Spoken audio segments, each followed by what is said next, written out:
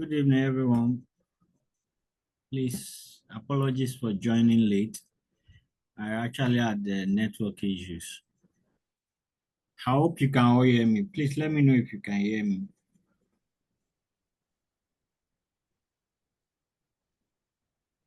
Good Good evening. evening, sir. Hope you can hear me. Can you hear me? Please, I need to know before we start. Very clear, sir. Okay. Thank you. Thank you. Thank you. I actually had the network glitches, so that's why I didn't join on time. Okay. We're all welcome to today's class. And it's just 4 minutes, 4 minutes gone. Good to see you all. Marachi, you're welcome. Augustine, you're welcome. Eniola, Vera, you're also welcome. I don't think we should wait any further, but let's just wait 1 minute more for others to join. Last week, we looked at internal audit, and we're able to look at internal audit from all its different angles. What is internal audit all about? What are the expectations around internal audit? Who is responsible for setting up internal audit? And who is internal audit responsible to? The structure of internal audit, the various types of internal audit we can have. And I did send some past questions to the group. I hope we all looked at the past question. So I believe we are looking at our past questions as we're looking at the topics.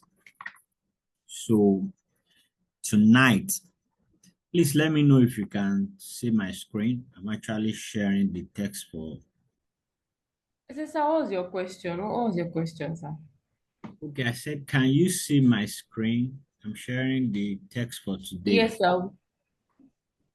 Okay. Yes, sir, we can.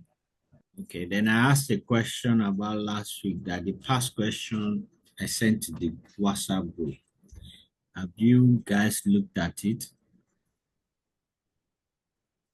Eniola, you were around last week.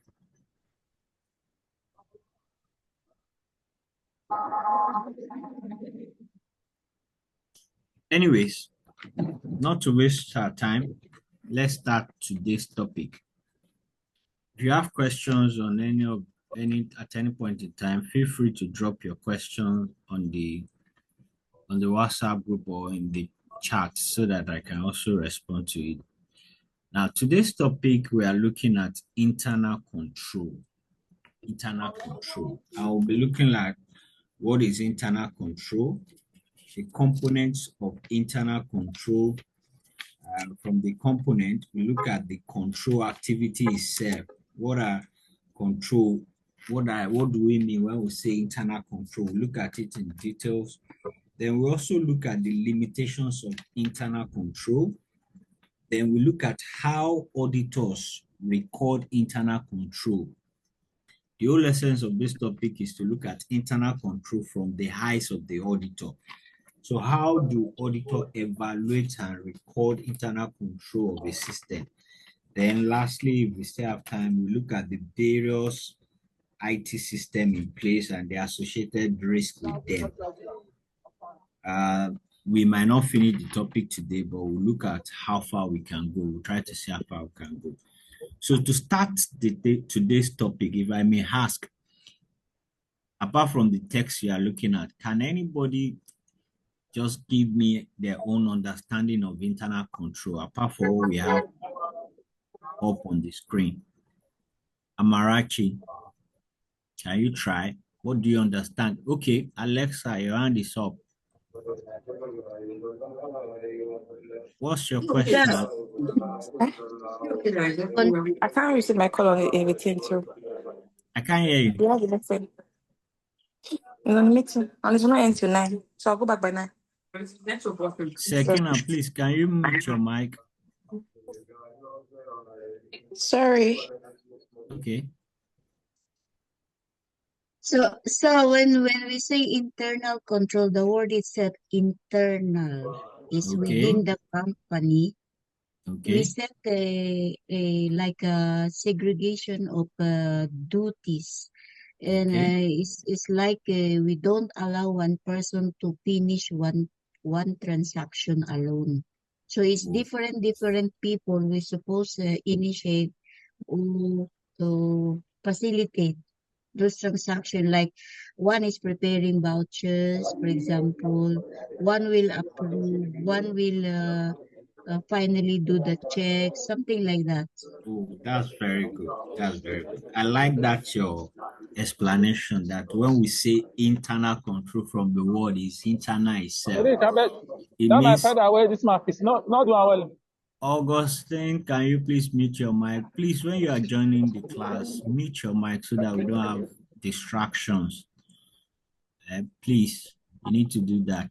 So, like Alexa has explained to us that internal control from the word is internal, meaning is within the organization, and it has to do with a maker and checker process of control, such that the person initiating a control or initiating a transaction is not the person concluding it. So there is a level of there is what we call division To of remove that labor. hash where put it and they just put With her from the that. Augustine, I might be forced to remove you from the group, please. We need to concentrate in this class. Once you join this class, be in this class. If you are on the road, mute your mic, use your earpiece, please. Then I need us to concentrate, please, because it won't do you justice to join this class while you are doing something else. It's as good as not you not being in this class. So, like I was saying, internal control using Alexa definition that is a segregation of duty type, such that somebody is checking and somebody is approving, a different person is checking. When you initiate a transaction, it's not you that is concluding the transaction. And from the test we have here, when all those things you do personally, you have an ATM, you put a PIN there, and that PIN is known only to you. You want to make a payment, you verify the payment. At the end of the month, you look at how you spend your money. That's at your own personal level. When you have kids around, you expect your children to ask you before going out. You put lock on your door. You lock your car when you are going out. When you parked in a place, you tell somebody, please watch over this. Those are control measures.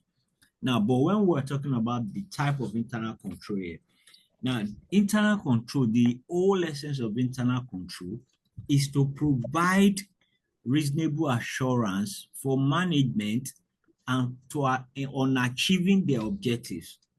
So, what management has put in place to provide assurance that they will achieve their objectives in different areas of the company's operation. So the definition of internal control that I want you to take in your head, I will give you now, and I expect that you have your jotter or your pen or you're jotting on your phone, whatever, is this. The one in your test is fine, but I want us to take this down. Internal control is a process by management. Now, when we say management, by an entity's management, it could be the board of director or other senior levels of management. And the whole essence of internal control by management is designed to provide reasonable assurance regarding the achievements of objectives in the following areas. So I'll take it again. Internal control is a process by management. So it's initiated by management, it's effected by management, is originated by management. And when we talk of the management, these are the entities, board of director, the senior level management, executive personnel. And the whole essence of designing this is to provide reasonable assurance regarding the achievements of the following, regarding the achievements of objectives in the following area.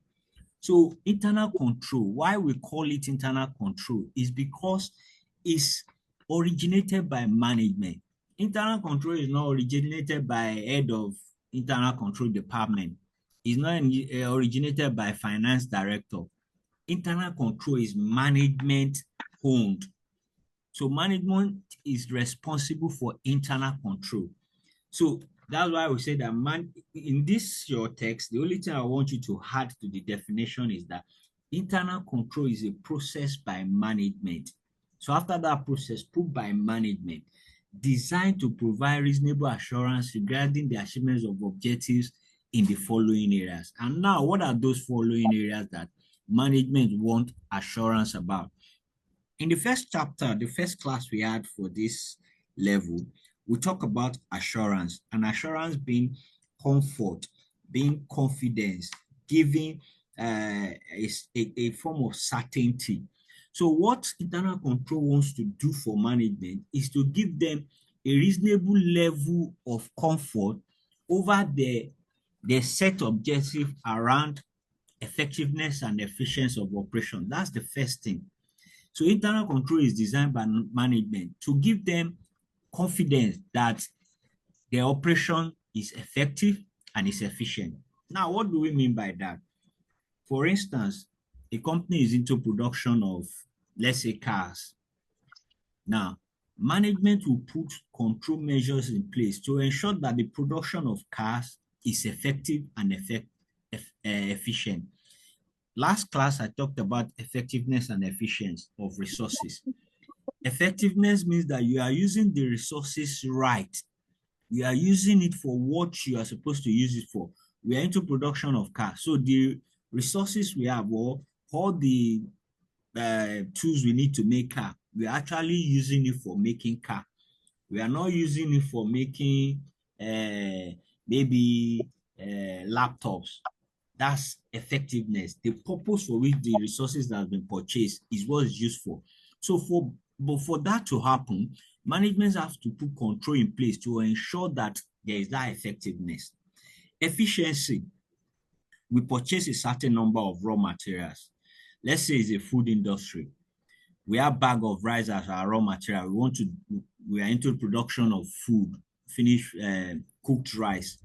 Now from our analysis, from our planning and all of that, budgeting and all we've done, we've discovered that we need 50 bags of rice to make a certain number of cooked rice that we'll sell to our customer. Efficiency is that those resources that we've purchased, are we getting the required number of finished products from them? So to do that, we need management will put control in place to ensure that there is efficient use of raw materials. So that's why it's very important to know that internal control is a process by management designed to give us comfort over the following objectives. Number one, effectiveness and efficiency of operations. Hello, is anybody asking question? So what's your question? Please, what's your question? Who is asking question? Please, if you are not asking question, mute your mic. It's very important that we pay attention in this class. Now, because like I said, when you get to the exam more, what will help you is how far you paid attention and what you studied. It's not just hearing it. You need to let it sink. You need to understand the concept, and that's why I'm taking my time to explain. But when we keep our mics on, distraction and there, and even if your mic is mute, please be in this class.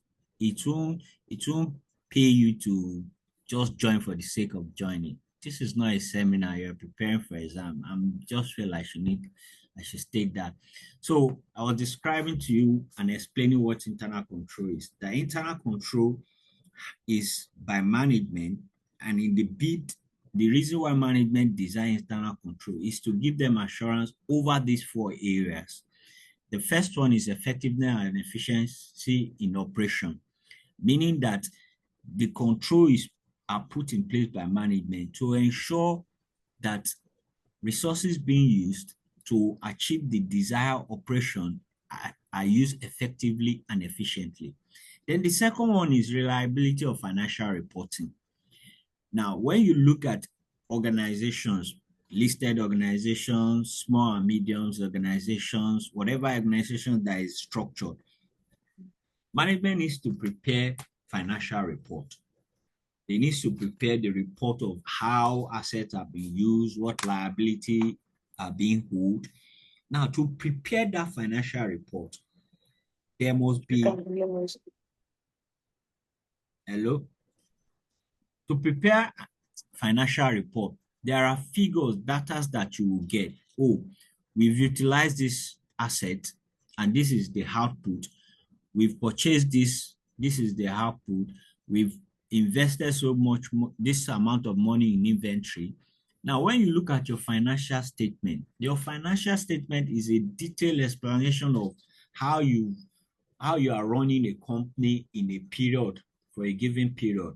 So when you look at the asset side, are all those things that you put into the business. Equity side, those are the money you take, your capital investment, investor, the liability, what you owe others. Now, for people to rely on what management have put in those financial statements, there must be adequate control of how those data and those figures are gotten. So what internal control will do for management is that it will ensure that there is accuracy in those amount and figures that you've replicated in your financial statement. And that's one of reason for internal control. Now, when you have a good internal control system and maybe your auditor or any other persons come and evaluate your internal control system, they can then rely on the financial statement that you are producing. They can rely on the financial statement that you've generated. But if there is no internal control system in place or is weak, then there is no point relying on your financial statement, because your financial statements involve payment. Who approves those payments? Are those payments vetted? Your financial statement involves inventory. Is the control activities around inventory is what will determine whether your inventory value can be relied on. So internal control seeks to give assurance around the financial statement that is being prepared by management. Then the third thing about internal control is that every organization operates in an industry. Every entity, company, firms, whatever, operates in an industry. And every industry is within a geographical location. And for every industry, there are different laws and regulations that guide different industry. Take, for instance, a food, like a restaurant, maybe a QSR or a food manufacturing company. A typical one in Nigeria is NAFDAC. NAFDAC regulates the industries of food, drugs, and all of that. If it's a bank, if you have a bank in Nigeria now, there is CBN that has laws and regulations that guides that industry. Now, every entity don't want to be on the wrong side of the law. If you have a bank, there are regulations that CBN has put out there for every bank to comply with. So for companies to comply with the industry laws and standards as vis-a-vis the geographical location they are operating, they need to set up control measures to help them check whether they are complying or they are not, or whether they need to adjust. So what internal control does for management when it comes to this, it helps them to assess their level of compliance so that they don't have to be at the other side of the law. So that's one thing that internal control will do. Take, for instance, there is tax reform in Nigeria now. If there are different laws around withholding tax, how you should charge your VAT, what deduction you should make. Now, you don't want to be on the wrong side of the taxman when it comes and you don't know anything about the appropriate deduction you should do. There will be fines and consequences. So what management does is that they put in control measures that will ensure their compliance with applicable laws and regulations. Then the fourth thing internal control does for management, vis-a-vis providing reasonable assurance, is in the safeguarding of assets. Assets are those things you use to run your business. You have your machineries, you have human assets, you have all types of assets. Inventory is an asset. Now, you want to ensure that those assets are in safe keep. They are not exposed to theft. They are not exposed to damages. They are not exposed to any other things that will impair them. such that, take for instance, inventory. You don't want your inventory to get stolen anyhow. So internal control is one way you can safeguard asset. Now, these are the 4 critical areas that internal control comes to play. Number 1 is effectiveness and efficiency of operation. The second one is that financial reporting reliability. The third one is compliance with applicable laws and regulation. And the fourth one is safeguarding of assets. So internal control is a process designed by management to provide reasonable assurance regarding the achievements of the following of these objectives. So anytime you are asked to explain or describe or say anything about internal control, these are the area of focus you should take into consideration. So when you look at internal control system, what internal control is all about is also ensure these 4 objectives. And the reason is that it will give assurance to management. It will even give assurance to investors, third party. But this internal control is by management. Is management designed. It's not the external auditor that will come and design external control. It's not one consultant that, even if a consultant is designing internal control for management, is still owned by management. That's very, very key. So these are the takeaways you should take away from this definition. Number 1, it is the responsibility of management to design and put in place a suitable system of internal control. So management is responsible for designing of internal control. The second thing I want you to take away from this is that internal control are designed to mitigate financial risk, operational risk, and compliance risk. If you look at the 4 objectives that have been stated below, those 4 areas, effectiveness and efficiency of operation, reliability of financial reporting, compliance with applicable laws and regulation, you will see that they are all trying to do what? To address the risk around operation, the risk around finance, the risk around compliance. So internal controls are designed to mitigate those risks. That's the second thing.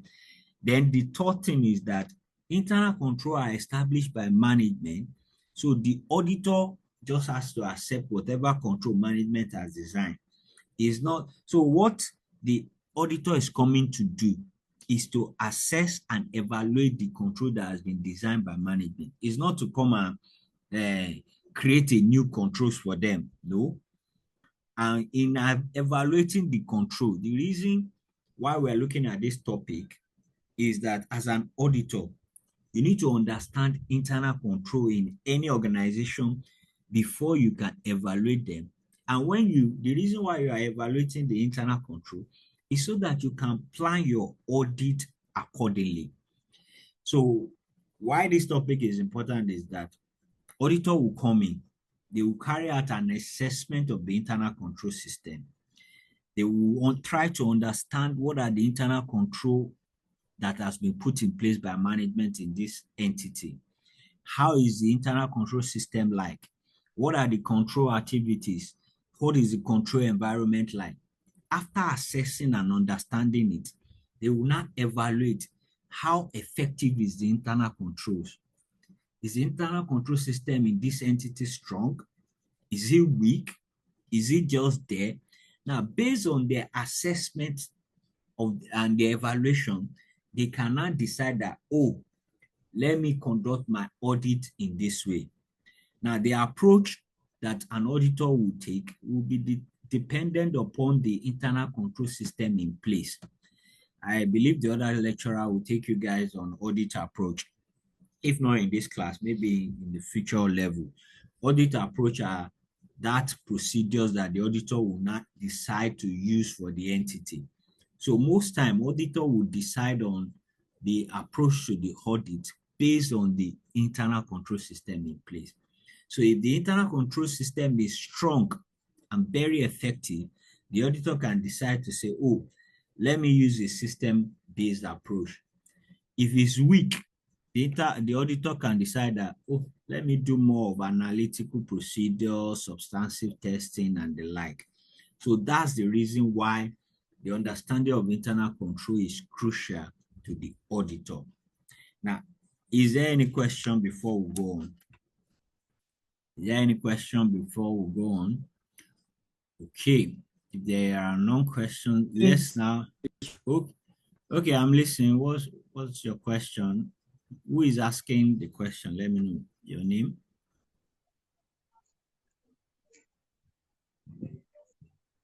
Did anybody ask any question? I can't hear.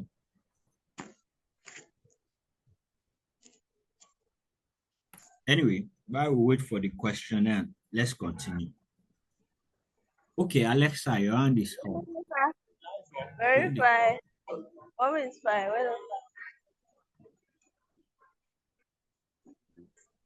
My question, sir, is the last part I didn't get. You know that the risk, about the risk, financial risk. What Oh, is it? okay.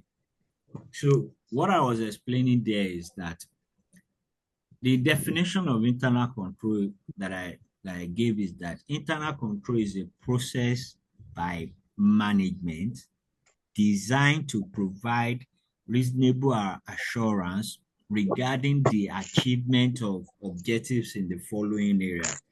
Then we have those areas: effectiveness and efficiency of operation, reliability of financial reporting, compliance with applicable laws and regulations, and safeguarding of assets. Right? Did you get that? Now, that's the Yes, sir. definition.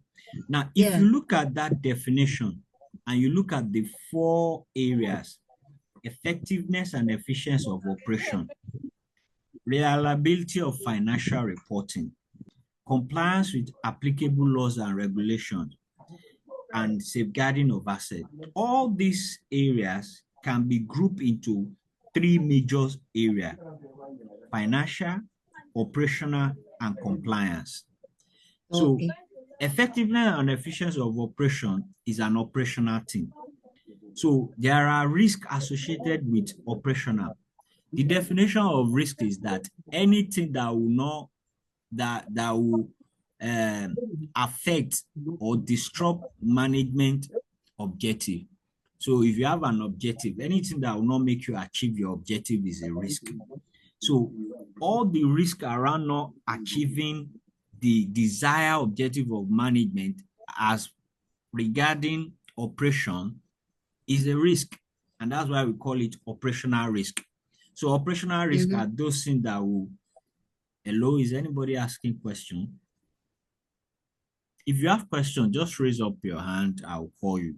That's the best approach, please. So I was explaining what we mean by internal control dealing with financial risk and operational risk as well as compliance risk. Internal control will help the management to mitigate, to address financial risk, because internal control itself will ensure that there is adequate financial reporting and that the financial statement can be relied on if there are strong internal control system in place. But if there are not, it means that there is a financial risk at play. So what we are saying is that internal control are designed to address financial risk. Financial risk means that your financial reporting has issues. There are issues around you, how you are carrying out your payment, your credit measures, and all of that. If you have a good internal control system, you will address that risk. Operational risk means that there is no effectiveness and efficiency in your operation. But once you put in a good internal control system, that risk will be addressed. Compliance risk means that you are at the risk of not obeying the applicable laws and regulations that governs your industry. But once you put in an efficient internal control system, that risk will be addressed. That's a good question. If there's still any other question, let me know. But if not, let's continue. Now, according to ISA 315, which is understanding a business entity and understanding the internal control system of an organization, there is or there are 5 components of internal control system. Now, the standard is at 315. Identify 5 components of internal control system, meaning that any internal control system you will see in any organization, in any entity, has these 5 major components. And it's around these 5 major components that your internal control system should be designed along.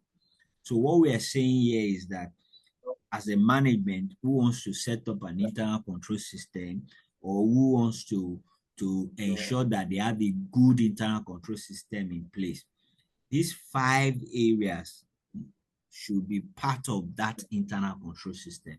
So whatever control system you are putting in place in your entity, in any organization, should revolve around these 5 areas.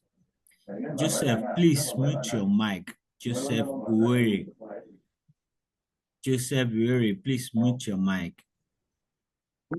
Okay, sir. Okay, thank you.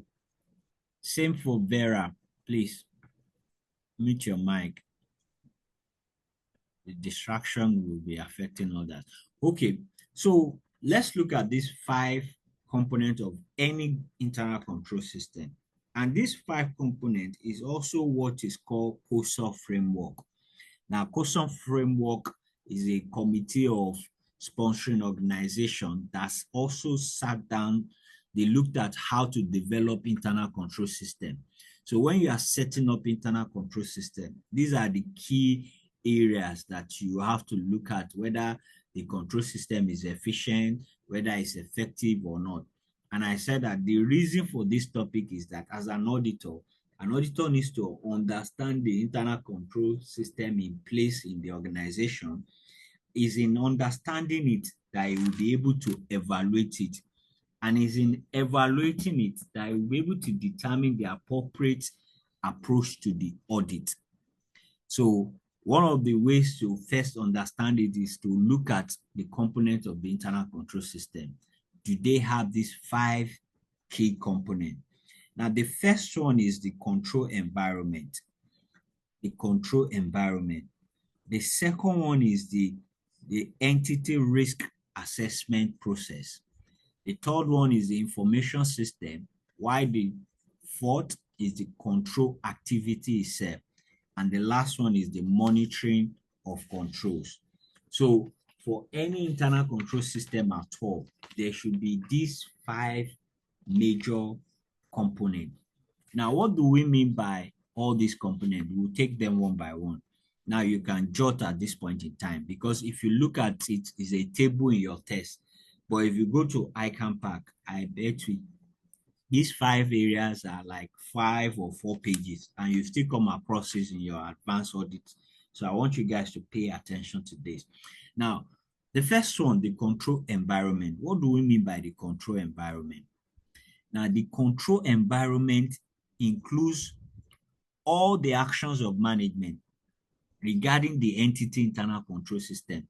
So everything that management itself is doing as regarding how the internal control system is set up, the awareness they are creating about internal control system, even their own attitude to the internal control system, the communication around the internal control system, the ethical values of the management, everything about management vis-a-vis internal control system is what is called the control environment.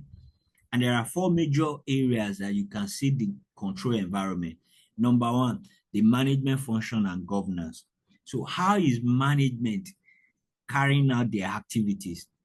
Oh, management have said, oh, the payment system in this place there should be 2 levels of approval. Is management itself following through on what they've documented? Management, the attitude, the way they create awareness, the action, the unofficial way is the tone of management to internal control is the control environment itself. So all the policies, everything that managements have put in place to ensure there is internal control system, and the way they are also complying with the internal control system is what we refer to as control environment. So it's one thing to have it documented, is another thing to also adhere to it. So the general attitude of management to control is what forms the part of the control system. So a good internal control system is not just the structure alone, it's even the reaction of management to control system. I know some of you must have had that experience that they said there is control in this place, but senior management, they don't obey the control. Let me just give you one. They say, oh, resumption time in this place is 8 a.m. But all senior level managers, they come late, even though that's what is documented in the policy, but nobody is obeying it. So once the managers are not obeying it, it means that that control is weak. So it's not just wanting to say, this is the control we have in place. What is management's reaction or attitude to the control? So that's part of the control system. So the communication and enforcement of ethical value is part of the control system. The commitment to competence is part of the control environment. The participation of management is part of the control environment. The philosophy of management, the management style of governance is part of the control environment. The organizational structure itself is part of the management, is part of the control environment. So in an organization structure that we've documented that before anybody can become, that the structure is such that officer to associate to middle level manager to senior manager, then head of department, then executive management, and that's the structure. But somebody just coming from junior officer and the next thing, the person is now made to be the HOD. That speaks more to the control environment than even what has been documented. So you can see that the control environment is both subjective, is the management subjectivity, their reaction, their attitude to control environment. That's why in this table, we've set out the 4 key areas to assess control environment: governance and management function, attitude and awareness and actions of management, the tone of the management, communication and enforcement of integrity and ethical value. So if you have a set of managers that they don't obey the controls, then itself you will be taking that as part of the control environment. So when auditors want to assess how efficient or effective an internal control system of an organization is, they will start with control environment. What are the attitudes of management to control? So that's the first starting point for component of any internal control system. Even your human resources policies and practices is part of the control environment, because human resources is more or less like part of the management. So what are the policies around human resources, how it's being done? What are the human resources practice? You know, there are some organizations that their human resources activity is very toxic. They don't have enough welfare. Their human resources is more like just there. They don't pay on time. When they pay, they pay half salary, or they can sack randomly and all of that. That in itself form part of the control environment. So when an auditor wants to evaluate a control environment, what's the auditor going to do? He will look at management participation in the control process. Are they involved in the control process? He will look at how the reaction of management to the controls that they've set in place. How committed are they to the control culture? He will look at the organizational structure. Is there a clear level of authority and responsibility? How is this structured? He will look at the human resources policy. How is recruitment done? Is it through the back door? Do you have a stated, is the way we say we'll do recruitment, is it the way we are doing it? Or is there no even a documented process to recruitment? Are people just being recruited and sacked? Is there a training facilities? What are the motivation in place? So all of this form the control environment. Now, let's look at the second component of any internal control system. We've said that the first is the control environment, which involves management's attitude and actions, enforcement of integrity, ethical values, communication, human resources policy. Now, the second one is the entity risk assessment process. Anytime you hear the word entity in this class, just know that we're talking about organization. We're talking about the firm. We're talking about the company. Now, what is the organization risk assessment process like? How is how how do this organization identify risk? How do they manage risk? What are the actions they take to address risk in the business? So this also form part of the component of internal control system, because it's very key that management should identify, assess, and manage business risk on a continuous basis, meaning that every business will face risk from time to time. Now, if you look at, there is a risk at play in most companies now, the introduction of AI to business. There is, before, if you want to do research or you want to do anything, you go to Google, you'll be searching Google. Now, with the introduction of AI, robotics, there are so many businesses that will face risk in that. So it means that the way we get information now has changed and is threatening some business. The introduction of technology to business has changed the business landscape. So what are the ways that management is preparing themselves to address the risk they are facing or to manage it? So that itself form part of the internal control system. And that is also key, because what risk will do for any business is that it can stop the business from achieving its objective. Every business objective is to make profit. But if you don't address risk, that is threatened. So, and is also part of the requirement of ISA 315 that auditors should understand the risk assessment in the company.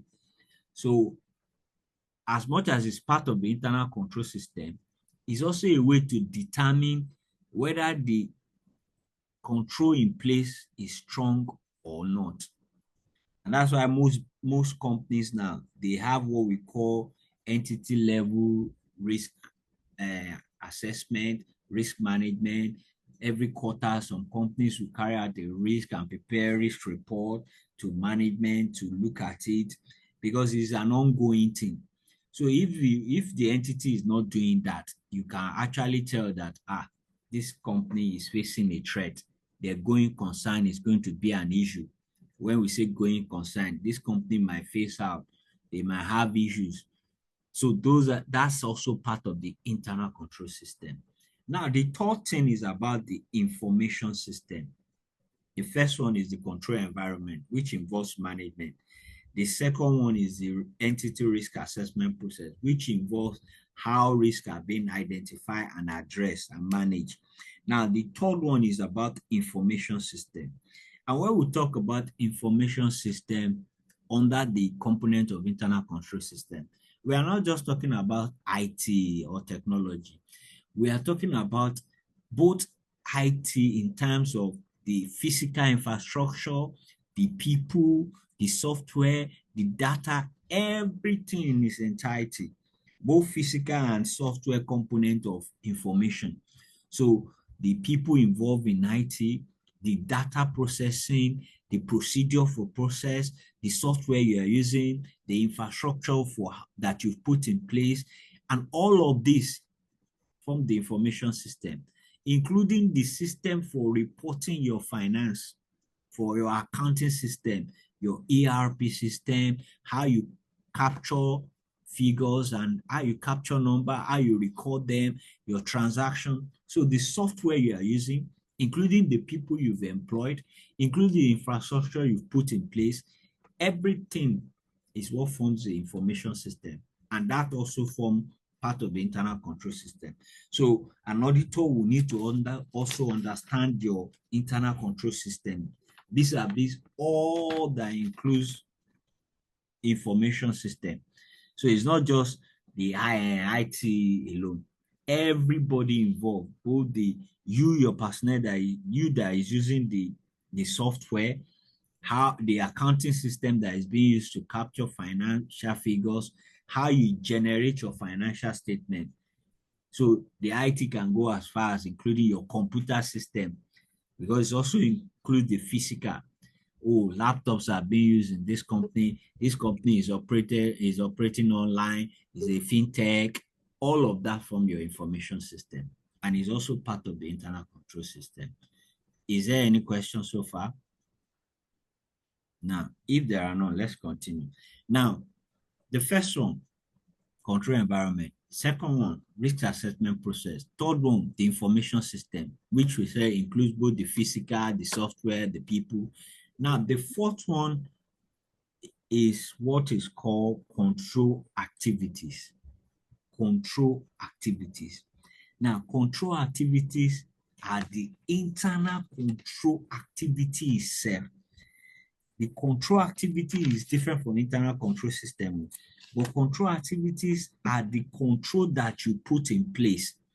These are the policies and procedure that management have put in place to ensure compliance around whatever area. So this includes, is different from the control environment in that these are the normal physical controls that have been set in place. And we'll look at the different controls that you can have, the different types of internal controls. So the applications of those controls, there are control activities that borders around management control, information control, physical control, what Alexa was describing the other time, segregation of duties. So there are various controls, and these are your policies and procedures. Take, for instance, you can have a policy around payment, you can have a policy around revenue recognition, you can have a policy around recruitment. Those in detail controls around how your procedures are carried out. If it's manufacturing, production controls. If you are into, let's say, retail services, your cash control, your cash management control, your inventory controls, those are the controls. These are the detail. A lot of people call this the internal control itself. So these are the areas where controls are carried out. So we'll look at it in detail. Now, monitoring of control is the last component of the internal control system. And what do we mean by monitoring control? Now, for every control activities that you've set in place, right from the top to the down, there is need to monitor them. It is very, very necessary that management assess the design and of the internal controls they put in place from time to time. So quarterly, there should be a monitoring of controls. Are the control working? Are the control efficient? What are the deficiencies that we've noticed? So monitoring of controls is part of the component of internal control system. It's part of the component and is the last. So if you need to, I will advise that you still go over all of this again. Components of internal control system. Number one, control environment, which involve management, their activities, their attitude, how control is being adhered to, your human resources policy, all of this form control environment. The second one is the risk assessment process, which involve how risks are identified, how they are managed. Then the third one is the information system, which involve both the physical infrastructure, the software, the people, the procedure and data that you use in running your business, as well as the accounting system you use to capture your finances, the reporting, the transaction, how you record them and maintain accountability. All of that form your information system. Then we say the control activities. These are the policies and procedures that have been put in place by management to ensure that activities are carried out as expected. So these are the definite controls to guide the operations. So when we're talking about definition of internal control, these are the areas that the assurance management want is being carried out. Then we said the last one is monitoring of control, that for all control activities that have been put in place, management should ensure that there are periodic monitoring of control. Now, quickly before we look at the different types of internal control, I must say that there is difference between internal control system and internal control itself. Internal controls are the control activities that you carry out. But what we've been explaining so far is the internal control system, which includes the policy, the process, the behavior, and every other aspect of the company. But the activities that are being carried out to ensure that the objective of management is being achieved is the internal control.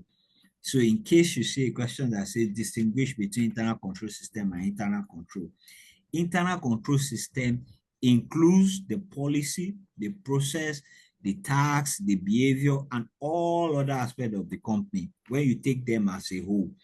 Why internal control are the activities, the control activity within the internal control system. So internal control is within the internal control system. So the component I've explained to you is the internal control system. And under it, you have control activities, which is internal control. Now, let's look at the various type of internal controls you can have. The various type of internal controls you can have. You know, I said the internal control are the control activities. So you can have, number one, personnel controls. How staff carry out the activity. You are employed as a cashier. There are different ways you are expected to carry out your activities. You collect cash, you record it, you put it in a till or in a locker. You are a marketing officer. You are expected to come, go to the client, tell about the product. You are a sales officer. You're expected to come to the shop, make sales, record the sales. You are a human resources officer. You have your duties clearly spelled out. So personnel controls are those controls around how staff carry out their activities, such that if you employ somebody as a cashier, the person is not working as an inventory officer. So there should be control to ensure that people do their work as expected. You don't have an account officer. It's documented that he's an account officer. But when we get to the office, he's working as maybe a graphic designer. No. So there should be control to ensure that people are doing what they are expected to do. That's number one, personnel control. A second type of controls that we can have is what is called arithmetic and accounting control.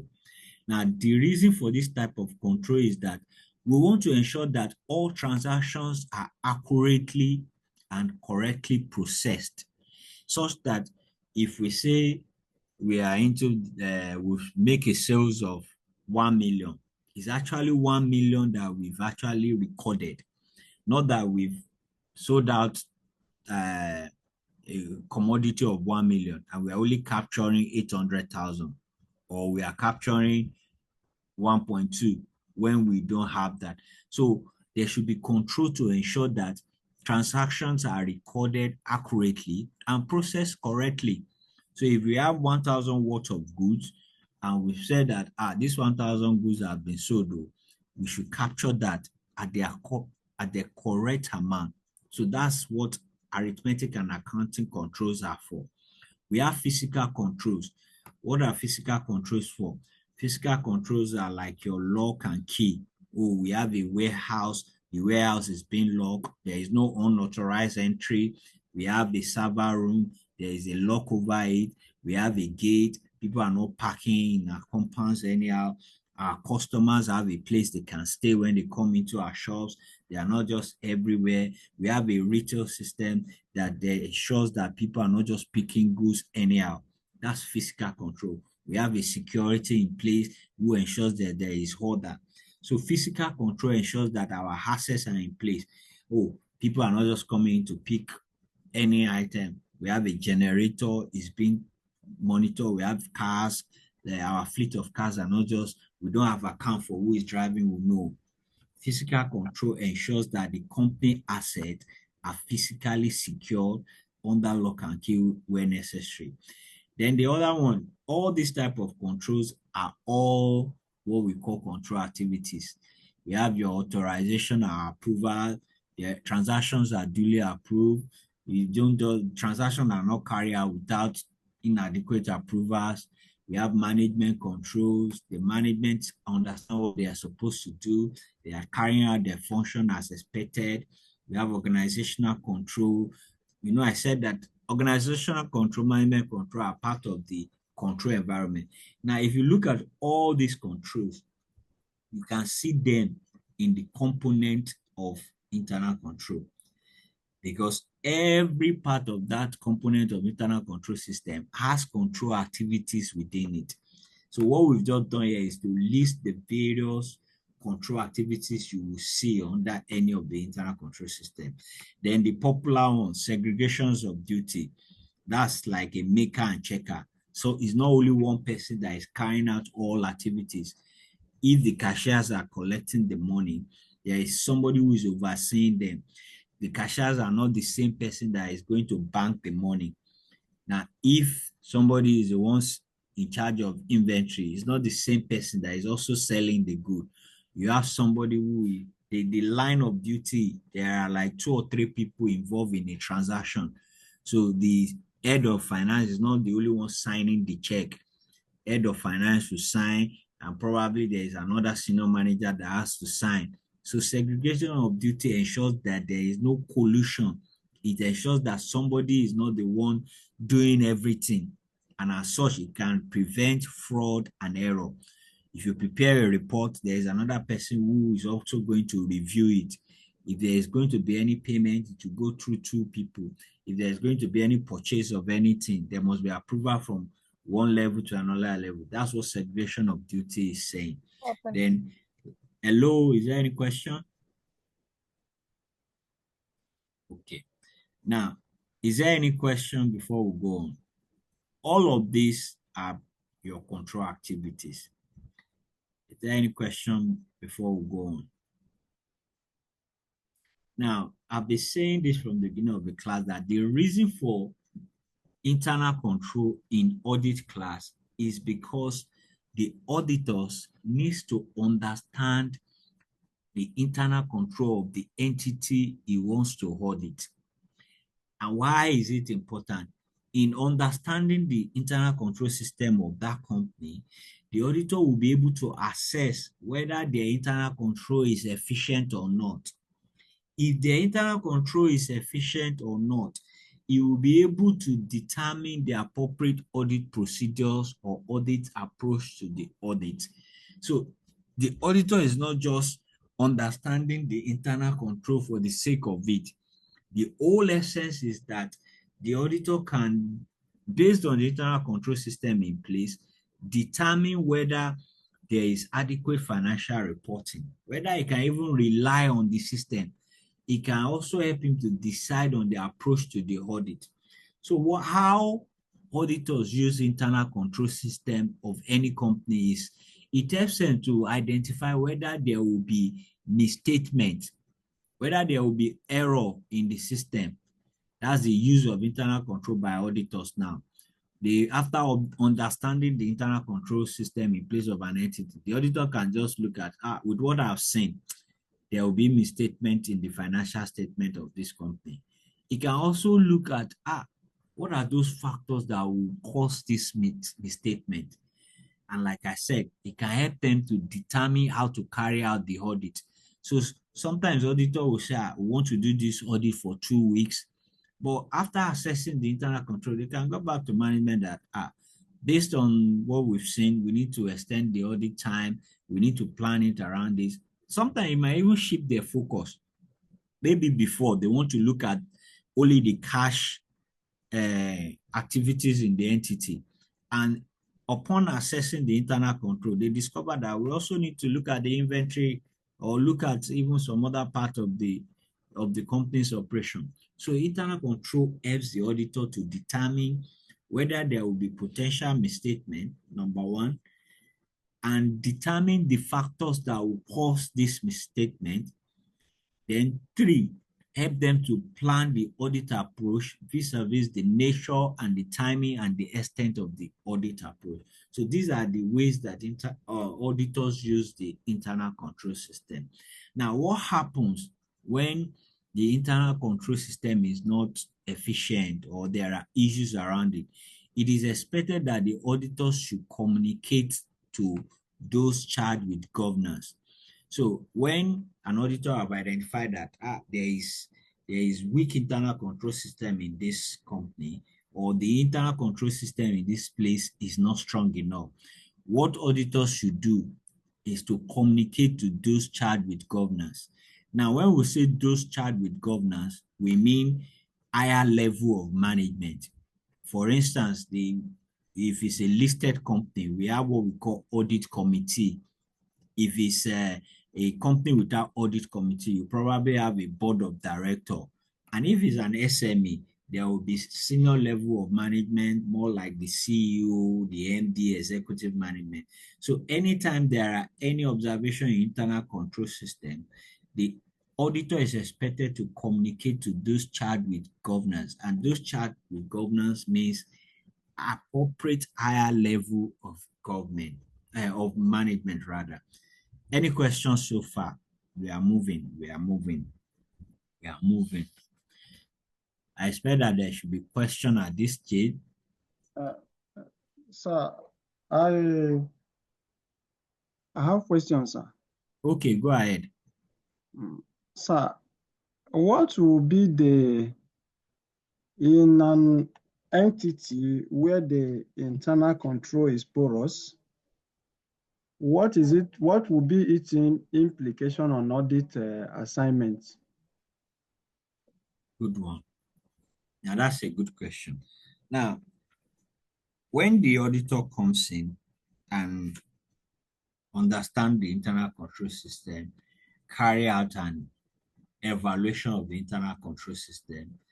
Now, we will look at that before we go on, which is also part of this topic, recording internal control system, which is a form of evaluation. So after the evaluation and the auditors find out that the internal control system is weak, the implication is that it will determine the appropriate audit, how the auditor will carry out the audit. Now, that is the audit approach. Audit approach, there are about 4 types of audit approach that auditors can use. What a good internal control system will do for the auditor is that we've said that internal control provides reasonable assurance on effectiveness and efficiency of operation, reliability of financial reporting, compliance with law and regulation. Now, let's take the first 2. If there is good internal control system, it means that there is efficient and effectiveness of operations. And when I was explaining effectiveness and efficiency, it means that there is the use of the raw material is effective. There is no wastage. There is no leakages. Probably there is little or no theft or little or no error. So it means that if it's reported in the financial statement that we use 1,000 assets, then it means that the liability should be corresponding. Oh, we have receivable of 5 million, that we are expecting money of 5 million. It means that if there are good internal control system, it means that there is little or no leakage. But if the internal control system is weak, it means that if they say they use 1,000 resources for their operation, and from what the auditor have assessed, is final that is a weak internal, it means that that figure is wrong. So what the auditor is what it is telling the auditor is that the auditor cannot rely on the financial statement. Now, auditor needs to pass opinion on that financial statement. So the auditor needs to do what is called substantive testing, more substantive testing. Now, the implication is that the auditor needs to carry out more audit work, because if internal control system is efficient, what the auditor will do is to do what is called system-based audit. In system-based audit, it means that you've tested the internal control system. You are saying that because this internal control system is good, it means that the output of that internal control system, I can rely on it. So if the accounting, the software that produced the financial statement is good, it means that I can rely on the financial statement. But if the system that produced the financial statement is faulty, it means that I need to go and test almost test transaction enough to convince me to rely on the financial statement. If not, I'll be passing a qualified opinion on the financial statement. So the implication of a weak internal control system is that it gives the auditor more work to do. because the auditor cannot rely on the figures being produced by the system. So it will create more work for the auditor. The auditor will need to carry out more substantive testing. The auditor will now need to do more, get more audit evidence and all of that. But if it's good, the auditor will do less work and will just carry out more system-based audit. Have I answered your question, Joseph? Is it Joseph that has a question? Have Yes, I sir. answered your The okay. system logged me out. Yeah, I'm Hey, okay. sorry. Any other Thank you, question sir. before we go on? Yes, sir. Okay, who is asking the question? This is Sunday, sir.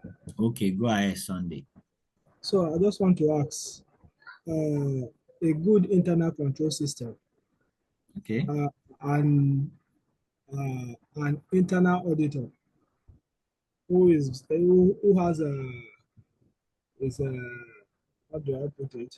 Who have his own independence? How can we relate these two together? Because I looking get at you. You said a good internal control system yes, and an internal auditor yes, who, please, an internal who has independence or what? who has the independence of his to carry out his own duty Okay, in the entity. so what's the implication?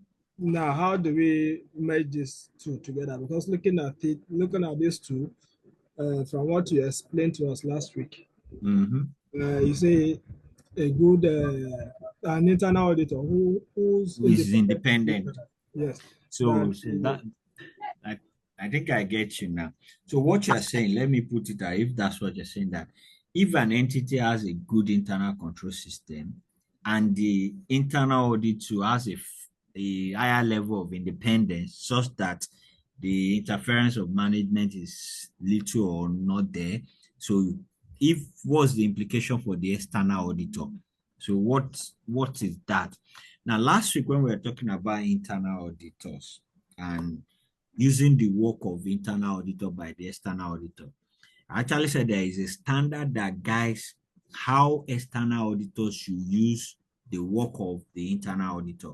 And one of the first things that an external auditor must look at before using the work of the internal auditor is their independence. Now, vis-a-vis what you've asked, that there is independence of the internal auditor and there is good internal control system. What's the implication?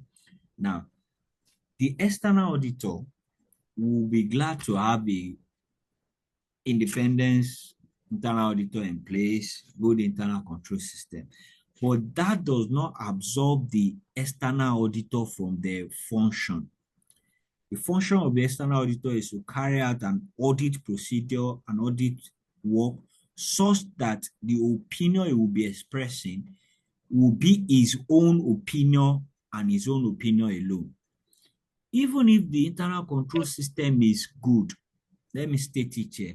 The fact that an internal control system of an organization is good does not absorb the external auditor from still carrying out substantive testing or what we call test of control. Internal control system might be good, but that does not mean that the auditor will still not do an element of testing, an element of test of details and all of that. The only thing that it will do for the auditor is that it will reduce the number of substantive testing to do. Unlike when the internal control system is not good, it will need to do more. But even if it's good, it still needs to do at least a certain requirement. Now that the internal auditor is independent, it's still left to the external auditor and to decide whether he wants to use the work of the internal auditor. Because the opinion he will express when there is liability, there is a topic in advanced audit called auditor's liability. The external auditor cannot come and say, I use the work of internal auditor. So that you have an independent, then it also depends on the function of the internal audit. Internal audit work is determined by management. So even if they have a higher level of independence and the work they are doing is not what the external auditor wants to do, or it is not more of financial risk, internal auditor, the management can decide that they should be doing compliance or whatever. So is the work relevant to what the external auditor wants to do? And it's still the decision of the external auditor to use their work. Have I answered your question? Yes, sir. Yes. Okay. Okay. Now, any other question before we go on? Any other question before we go on? Now, if there are none, let's quickly look at limitation of internal control. For everything that has been set up in the world, there is always limitation. We're in the era of AI, but AI, there have been reports that there are limitations in AI. So as such, when you are using AI in your office, know the limitations. So the same way everything has limitations, internal control structure too has its own limitations. And what are these limitations? What are the limitations of internal control system? Now, when internal control system are set up, if you look at those components of internal control system that we've explained earlier, we started with control environment. That control environment is the attitude of management to control the procedures that have been put in place to by management, the human resources procedure, the tone of management, and all of that forms the control environment. So based on that control environment, we have the first limitation or threat to internal control, and that one is called management override.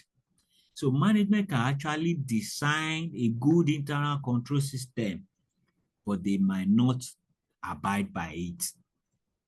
So you have a good internal control system that is designed on paper, a good internal control system that says that there should be 2 levels of approval for every payment, there should be that. But one high level management can just choose not to abide by it. That's what's called management override. A well-designed control system set aside by management discretion. So that's a limitation. So it's as good as not having the control when management can just oversee it. We said that in our recruitment policy that every person that will be recruited into this company must do online test, must do a aptitude test. But one manager just come and say, I have a person that is coming, he doesn't need to do the test. Or for every online test that is taken by candidates who are looking for employment in an employment, they must score 60%, and somebody score 40%. And management just send a mail that let the person come in. That's a threat. That's limitation. As long as management can override the control, we always have that limitation. So no matter how much the control is designed and set up, once there is a management override, is already speaking to the weak control.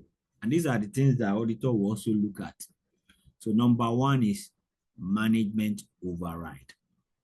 Is that clear? Then the second one is human error. Humans are prone to mistakes. Humans are prone to error. Humans are not machine. Even machine breaks down.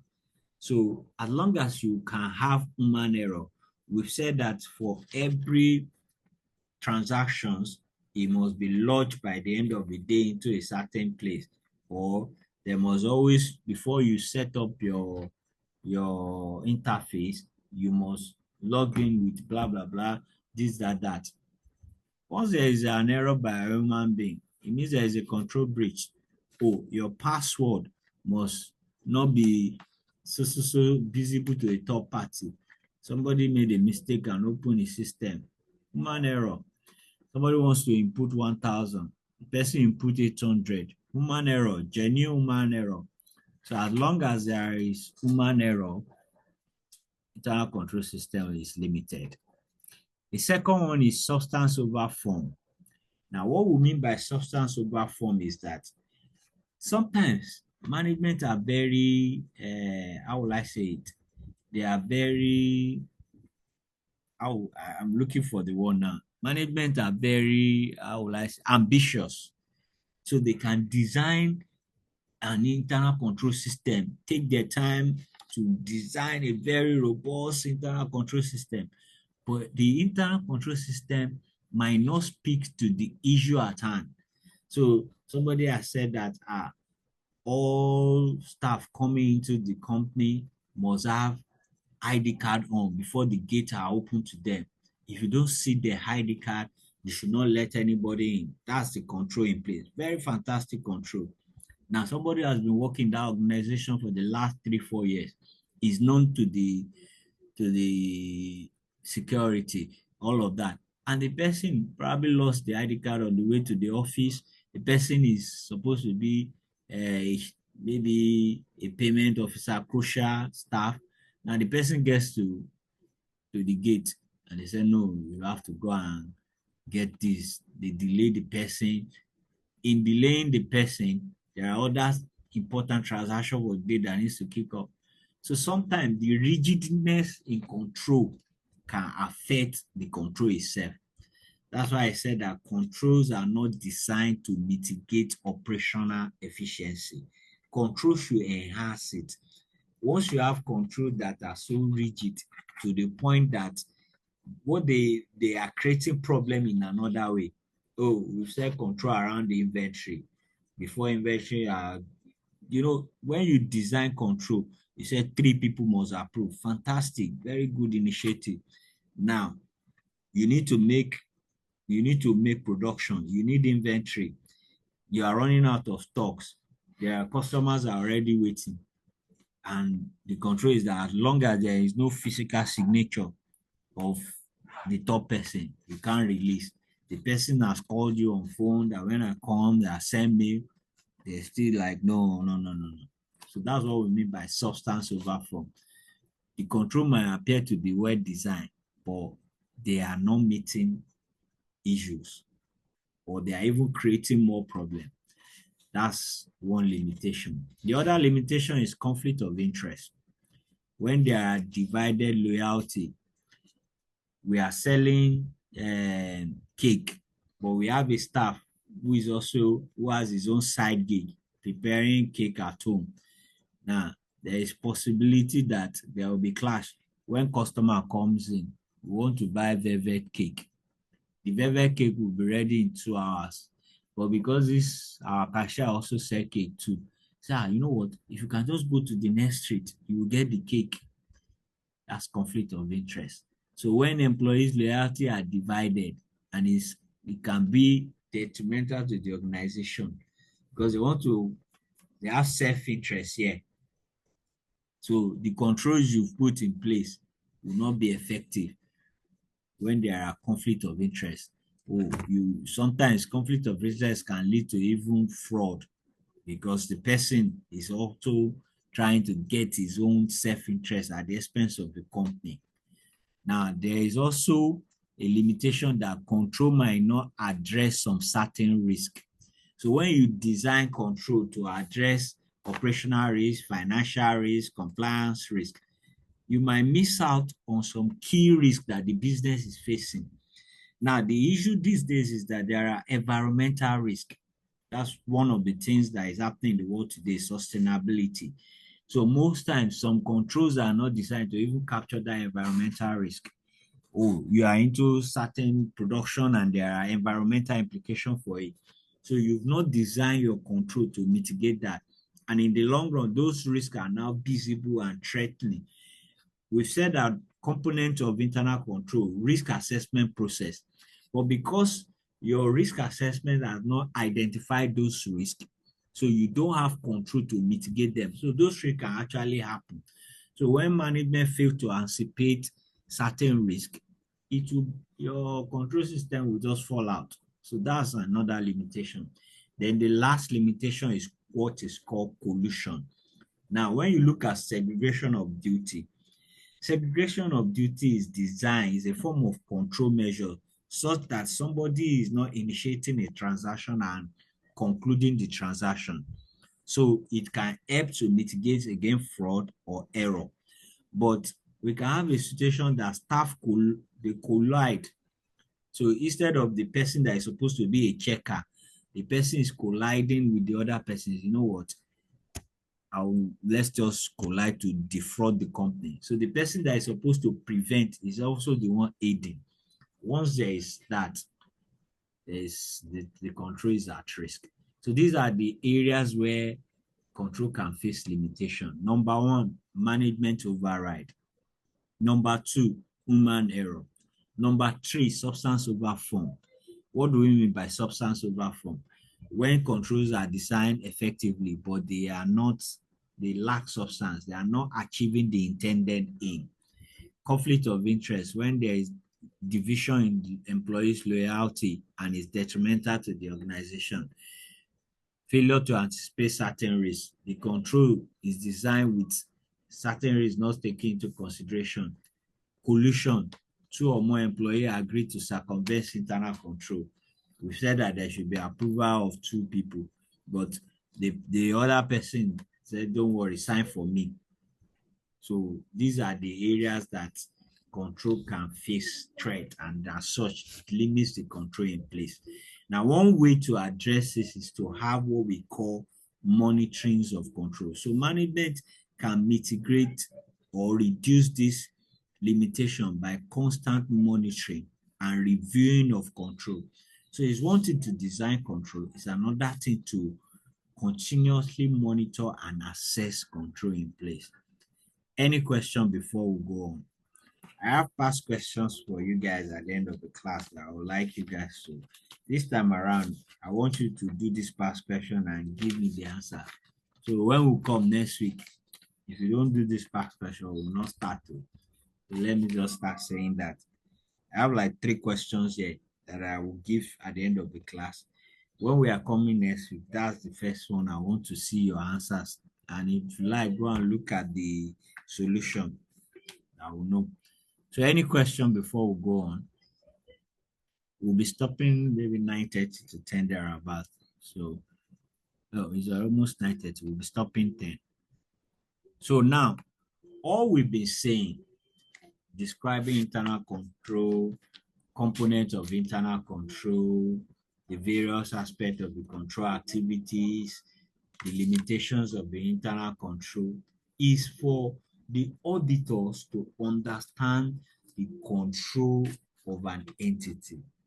Now, after understanding that internal control system, the auditor will now need to record the internal control system. So the auditor is looking at the internal control. Okay, this is how the control system operates in this entity. Okay, this is how they identify risk and assess their risk. Oh, these are the control activities that have been put in place. Okay, they have quarterly monitoring of controls. Okay, the information system is like this. Oh, they use this particular software. Oh, this is the control environment. This is management attitude. These are the policies that guide control. Now, the auditors have assessed all this control. He has seen it. But the only way we will know whether he has seen it is for him to record it. So when you look at the audit file, we have the record of the internal control system there. And it is when he records it that he can actually evaluate the internal control system. So the recording of internal control system is a way of evaluating, is how the evaluation comes out. And there are 3 ways that auditors record internal control system of any entity. Number 1 is the narrative note, the narrative one, the system flow chart, and the questionnaire.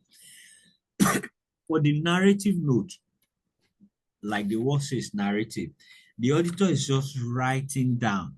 It's more like your how will I say it now? Your essay. So under the narrative, the auditor is describing the process in a narrative format. So it's more like he's writing an essay of how the internal control system is in place. So you have notes, a written description of the internal control system. Oh, just like your text you have here.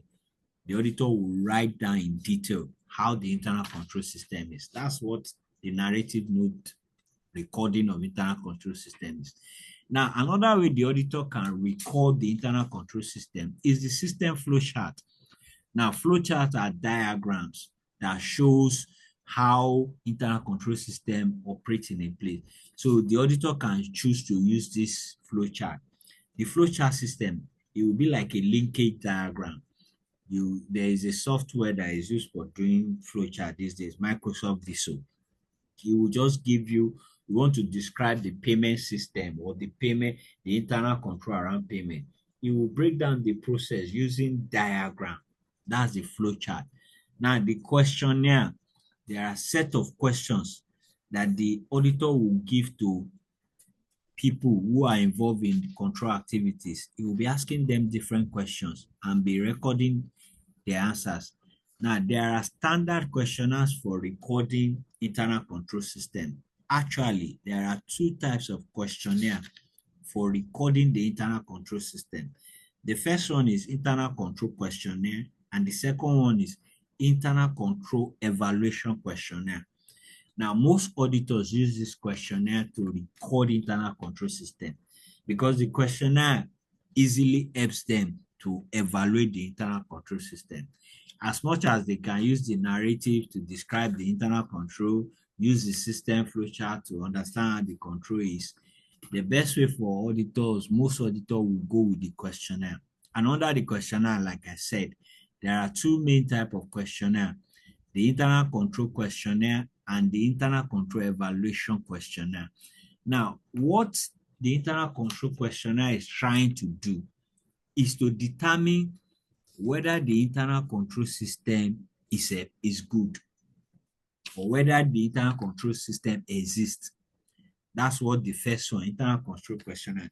So when auditors are using the internal control questionnaire, the ICQ, the auditor wants to assess whether there is internal control system in place. So it's checking whether the internal control system even exists, whether it's good or is happening there. So its focus is on the presence and how effective internal control system is. But the second one, which is the internal control evaluation questionnaire, the objective of that one is to identify whether the internal control system is not efficient. So the first one is looking at whether the internal control system is good, while the other one is trying to identify weakness in the internal control. So the first one is trying to look at how effective, how good, how well designed the internal control is, while the other one is trying to look out for weakness in the internal control system. So the questions are structured in such a way that when you have series of questions, yes, no, yes, no. At the end of the day, if you use the ICQ, you'll be able to determine that, oh, the internal control system is good, is efficient. The other one, ICEQ, by the time you finish filling the questionnaire, you say, they have a weak internal control system or not. So the focus in the other one is on whether it's good. The other one is whether it's bad or not. So those are the effect of the two questionnaire. And it's the way that auditors evaluate the internal control system in a place. So the recording of internal control system for the auditor is to evaluate the internal control system. And I've said it that the reason they are evaluating the internal control system is such that they can help them to determine the appropriate audit procedure for the internal control. So the evaluation will determine whether they should do what is called substantive testing. Substantive testing in audit means that you are carrying out tests on transactions. You're asking for evidence. Why the other one, system-based approach, means that you are testing the system itself, the controls that are put in place, whether they are effective. You are not testing the actual transaction, but you are testing the system that the transaction is carried out on. Take, for instance, you have an account officer, a payroll or a payment officer that is the one that ensures payments are being done. So the payment officer is using probably any of the ERP, maybe SAP, QuickBooks to do the payment. For the substantive testing, you are asking for the individual transaction. You are confirming, you are checking, you are testing them. But for the system base, you are looking at the the software is using to ensure the payment. So you say, okay, how do you use this system? Where do you log in? How do you put the invoice that you are capturing? So you are more or less testing the software that is being used, the system. That's why it's called system-based approach. You are testing the IT. How effective is the IT here? Okay, you said you run an online business. How effective are the security? If I put in my card, can anybody just access my information? That's testing the system. But the other one, substantive testing, you are testing this transaction. Oh, there is 1 million, somebody pay 1 million. Who is this person? Where is the evidence? Where are the goods delivered? Oh, you said we have an inventory, 1,000 items. Where are the purchase documents? Okay, how are you recording them? That's testing transaction, and that's why it's called substantive testing, test of details. So based on the evaluation that the auditors have carried out, it can decide to use either of the two. If the internal control system is effective, most auditors will go for system-based approach with little substantive testing. But if the internal control system is weak, auditors will use more substantive testing than sometimes they will not even use system-based if it's very weak. So that's the effect. Now, what do we mean when we say management letter?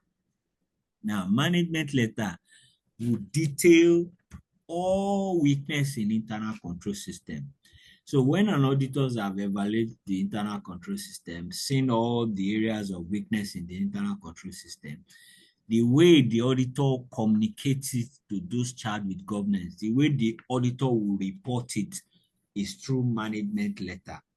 So if they ask you what is management letter, it's a report prepared by the auditor, usually in a tabular format, showing all weakness in the client system of internal control.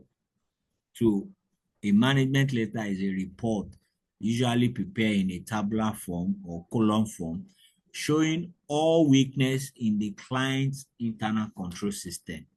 So what you will find in management letter is you see the various places in the internal control system that has weakness. Your inventory valuation is poor. The way you capture transactions is poor. IT system not efficient. There will be a detailed explanation of all control weakness. And in recent time, management letter has been the way that auditor assess the internal control over financial reporting. So when you've been hearing the time ICFR is simply a step further than the management letter. So when auditor comes and assess internal control system, which is a new development, they will prepare a report that speaks to your ICFR.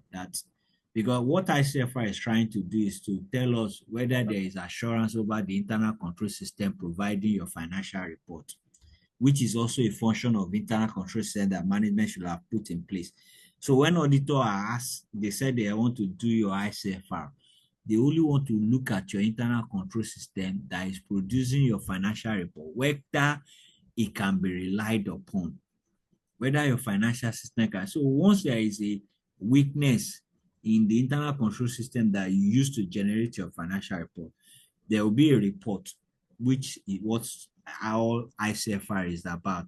Formerly, it used to be management letter that I will just give to you to go and address. Now, you will publish it that these are the weaknesses in your internal control system. And that's the reason why they are giving a qualified opinion. If your internal control system is efficient, the ICFR report will show you that we've tested your internal control system and it's efficient. So is anybody asking question? Okay. Hello, Joseph, please mute your mic. Oh, sorry, sir. I accept you have a question. So that's what management letter is. It shows all weakness in the internal control system. Is there any question before we move to the next set of the next part? Any questions so far? Now, if there are no questions, I want us to look at this as assignment. We'll stop here. We'll start from Next class, so we'll start from the risk of specialized IT system. That's where we're starting next class. We'll start from risk of specialized IT system. So we'll be looking at various IT systems and the risk associated with them. And the reason why we have to look at this is because there are different risks associated with various risk systems. I think we still have time. Okay, let's see if we can look at them. Let's see if we can look at it. Now, what do we mean by, if you look at the world today, the business world has gone IT. What do we mean by IT? It means that technology has come to take over. So the way you do business 5-10 years ago has changed and it's still changing. So it means that IT is a factor to be reckoned with. And when you look at the component of internal control, we talk about information system. And you said that under the information system includes both the physical and the software component and all infrastructure, both software, people, procedure, and data, your modern system. So everything that is involved in your information technology vis-a-vis the people, the software, your laptops, and everything form part of your information system. So it means that the controls around IT are quite unique and should be studied. And that's why ICAN had decided to look at specialized IT system and the risk you face with them. But before we look at the specialized IT system, you need to understand the internal control in an IT system. What are the controls in an IT environment? Now, when you have an IT system, there are two major types of control you will see. The first one is what is called general controls. General controls.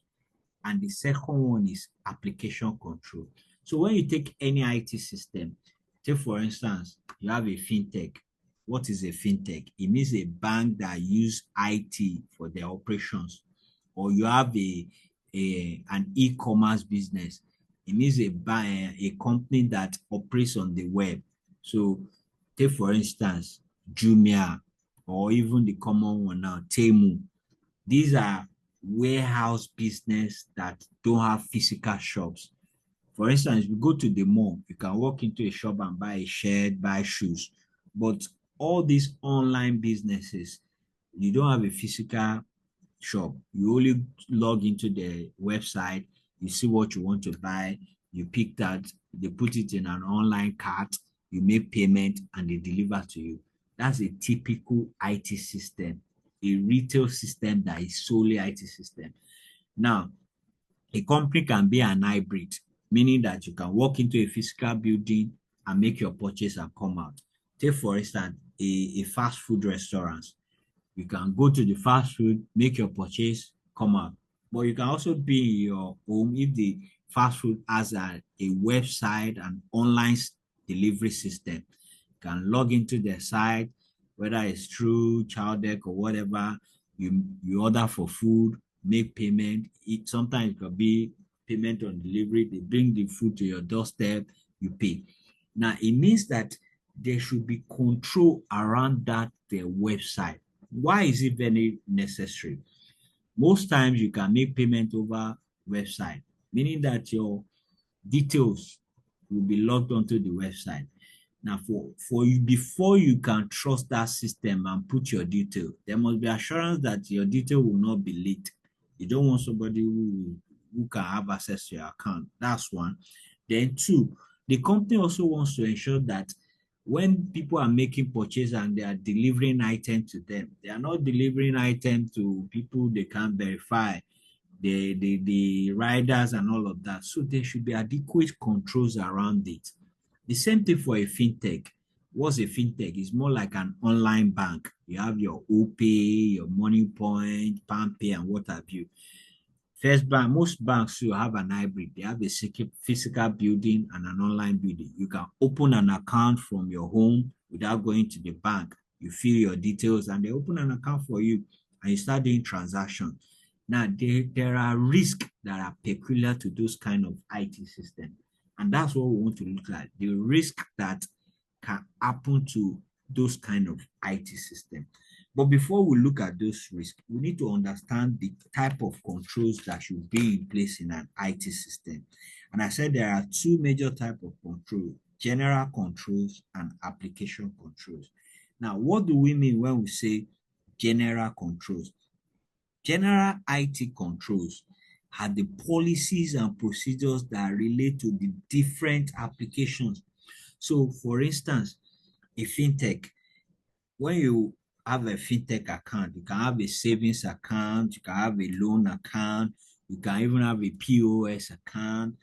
All the controls that revolves around all those different applications. Sometimes, okay, you have a Temu account. The controls around when you come in and go out, even as far as the design of the website by the companies, the controls around it. So all that relates to the different applications of that IT systems is called general control. It supports how those applications work. When you download an app on your phone, that's the applications. There are specific control to that application. But the workings of the apps, from the setup, from the designing, from everything that the company has done. So the same thing with the website. If you go to Amazon website, the design of the website, the structure and everything, all that has general control. So the control over the development of the computer informations, the control over the documentation and testing of changes. The website should be designed in a way that a third party cannot come and just override and change it. And that's why online business, they have to put in adequate controls that a third party, hackers, cannot just come and take control. Take, for instance, if the OPay app on your phone is not well designed, doesn't have general controls, it means that somebody can just log into your account behind your back. What will you say? Everybody, there will be breakout news that, this data has happened, or you have your Zenith Bank or whatever bank, and you just find out that even Zenith don't have control over it. So the designing of the app, the back end and all of that, there should be adequate controls. The writings of the program to control over documentation, the prevention of unauthorized changes to the program, prevention of incorrect data, so that somebody cannot just come and hack into their system. So that's what is called general control. So there are actually 5 major areas of general control. The first one is control over the development of the computer information system itself, control over the documentation and testing of changes. The third one is the prevention and detection of unauthorized changes to the program. Then the fourth one is control to prevent the use of incorrect data, while the last one is control to prevent unauthorized amendment to data file. So these are the general controls. It's very, very important that the general control must be solid, because if they are not adequate, it means that the application control will fail. So companies or companies using IT systems should develop the general control adequately. Because if that is not done, then the risk we want to look at will be very, very real. They will even be much more threatening than this. So what are application controls? We've said that general controls are the overall controls that are designed for the computer environment. Now, application control speaks to the specific application, how you use those applications, the processing of the application. So, for instance, in the office, you have somebody who is employed as revenue officer. Another person is employed as HR. Different people have different roles, but we all use the same software. So the application control that speaks to revenue function is different from the one that will speak to the human resource function. But we all work on the same ERP, on the same software. So the controls around the individual applications are the application control. So this one, they ensure transactions occur, are appropriately authorized, transactions are complete, they are accurate, they are recorded and processed accurately. So take for instance, I've downloaded OPay. Now the way I use the OPay, the control around my individual OPay is what is called application control. I'm using OPay for personal banking. A business owner has a POS. The control around the use of OPay POS is application control. So application control are specific to the individual transactions. So in the office, different people are logging into the same software, but different users. So under application control, you have authorization control, which speaks to how transactions are authorized. Under application control, you have arithmetic controls, which tries to ensure the accuracy of transactions. Then you also have accounting controls. Oh, that speaks to how the entries are being made. You can have checks and input of data control, processing control, and all of that under application control. Now, the areas of weakness for IT controls, whether it's general or application control, is one, control environment, like we said. Two, lack of checks, segregations of duty. All of that can be the area of limitation. When there is lack of internal audit review, the management structure itself, all of that can override the control that have been built. So if we've understand what general control and application control is, now let's look at the risk that can be faced under the three major IT systems. We have three major IT systems. The first one is microcomputer system. Microcomputer system.